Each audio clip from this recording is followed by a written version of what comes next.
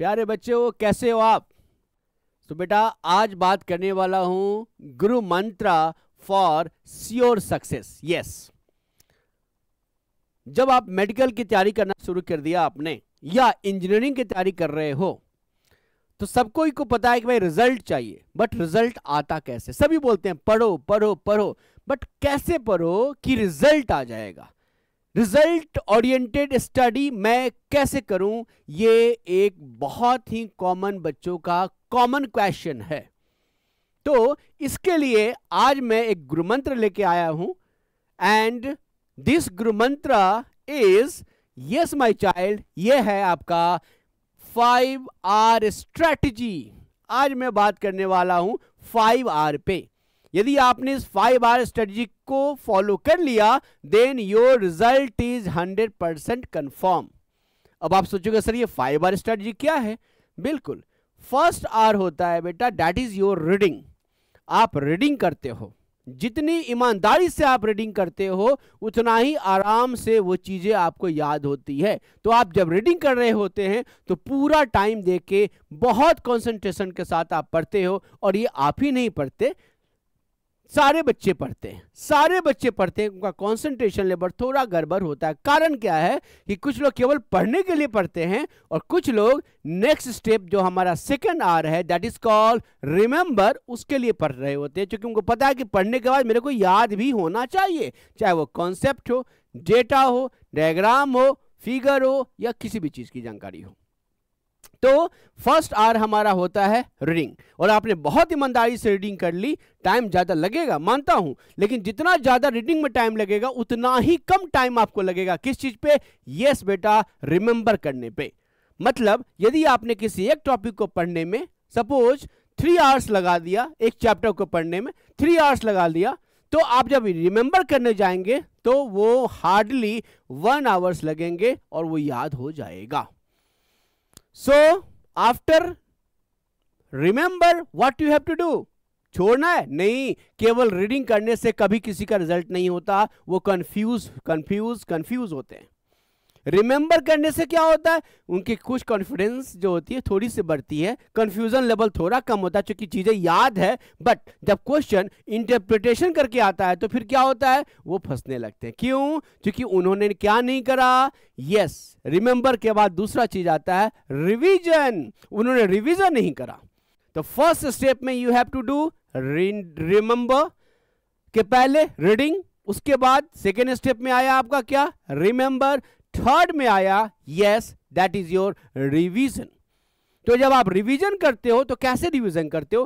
पहले देखते हो कितना याद हो गया, याद हुआ कि नहीं, इसकी क्या पैरामीटर है? आपने कितने अच्छे से पढ़ाई किया। यदि आपने बहुत अच्छे से पढ़ाई किया तो याद भी जल्दी हो जाएगा। और याद बहुत जल्दी से हो गया मतलब अच्छे से याद आपने करी है, मेमोराइज अच्छे तरीके से करा है, कॉन्सेप्ट बेसिस करा है, और कुछ डेटा को भी अच्छे से आपने याद करा है, निमोनिक्स के साथ या किसी भी डेटा को अच्छे से इंटरप्रिटेट करके याद करा है आपने, तो आपको क्या होगा? आपका रिवीजन बहुत ईजी हो जाएगा। तो इस रिवीजन में क्या करना है? ऐसा नहीं कि केवल हमने कॉपी पढ़ ली, ऐसा नहीं कि केवल हमने एनसीईआरटी कर लिया और हो गया, नहीं। इस रिवीजन में हमें PYQ भी लगाने हैं, प्रीवियस ईयर के क्वेश्चंस लगाने हैं, एनसीईआरटी बेस्ड जो क्वेश्चंस होंगे वो भी लगाने हैं, और फिर बार बार चेक करना कि हमारी जो एक्यूरेसी है वो 95% हुई या नहीं हुई। यदि हो गई देन फाइंड कि यस ये रिवीजन हो गया। और जिन बच्चों ने 3 बार रिवीजन किया एटलीस्ट एनसीईआरटी को, तो उस बच्चों का GMC government medical college confirm है 100% बेटा। बट आपको चाहिए क्या? दिल मांगे मोर। यस, हमें चाहिए क्या? ड्रीम कॉलेज चाहिए। हमें नॉर्मल GMC नहीं चाहिए, गवर्नमेंट मेडिकल कॉलेज नहीं चाहिए, हमें तो ड्रीम मेडिकल कॉलेज चाहिए, एम्स दिल्ली चाहिए। मिलेगा बेटा, उसके लिए आपको एक स्टेप और आगे जाना पड़ेगा, एंड दैट इज जो टीचर्स करते हैं। टीचर्स क्या करते हैं? एक अच्छा टीचर क्लास में जाने के पहले क्या करता है? वो भी पढ़ के जाता है। क्या पढ़ के जाता है? अपने मास्टर नोट्स को पढ़ के जाता है। तो आपने जब रिवीजन करा तो उस समय क्या करा आपने? जैसे जैसे आप रिवीजन करते जाओगे, रिमेंबर, रीडिंग, बहुत सारी चीजें कम हो गई। रीडिंग के बाद आपने रिमेंबर करा, रिमेंबर के बाद रिवीजन करोगे और आपका कंसाइज होता जाएगा कंटेंट। और जब आप रिव्यू करोगे तो बहुत ऐसी चीजें होंगी और कम हो जाएंगी, और चौथा जो स्टेप है वो है आपका रिव्यू का। एंटीना की तरह काम करेगा। अच्छा ये पढ़ा था हमने एनसीईआरटी में, ये 2005 का क्वेश्चन है, 2020 में भी वही आया, 2017 में भी वही था, उसका इंटरप्रिटेशन इस चैप्टर का उस चैप्टर से इंटरप्रिटेशन आया। अरे सर ने बताया था उस चैप्टर में ऐसा होता है। Means your antenna is working to connect all the things together and you are enjoying your journey. तब आपको चीजें जब इंटरप्रिटेट होता है तब मुस्कुराते हो। अच्छा पतंग कहीं भी ले जाओ, धागा मेरे पास है, आप इंजॉय करते हो कॉन्सेप्ट के साथ और सारी डेटा के साथ। वही काम करते हो जैसे कोई टीचर इंजॉय करता है आपके कोई क्वेश्चन को सुन के। अच्छा ये क्वेश्चन है, देख क्या है, वो मजा लेके पढ़ाता है, आपको मजे लेकर एक्सप्लेन करता है, आप भी उसी लेवल के सोचने लगते हो। और जिन बच्चों ने रिव्यू कर लिया उसकी 100% रिजल्ट होती है, 100% अच्छे रैंक के साथ, मतलब वो टॉप 10 में आते हैं और वो ड्रीम कॉलेज को पाते हैं।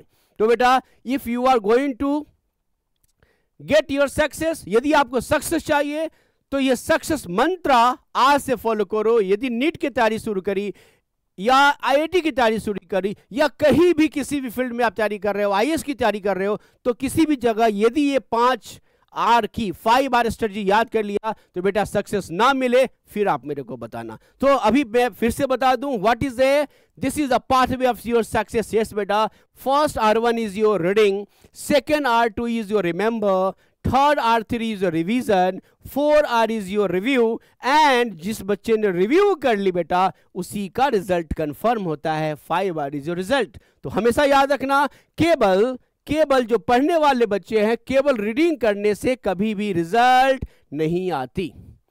केवल रिमेंबर करने से कंफ्यूजन होता है, उनके भी रिजल्ट नहीं होते। रिजल्ट होती है किससे बेटा? यस, रिजल्ट होती है किससे? वो होती है रिवीजन करने से रिजल्ट होती है। बट यहां आपको GMC मिलेगा, गवर्नमेंट मेडिकल कॉलेज कहीं ना कहीं मिल जाएगा। बट यदि आप ड्रीम कॉलेज चाहते हो तो ड्रीम कॉलेज के लिए बेटा आपको रिव्यू करना पड़ेगा, then you will get your dream college. Okay बेटा, so follow this 5R strategy and get success in your life. सफलता आपके लिए इंतजार कर रही है। ओके बेटा, थैंक यू।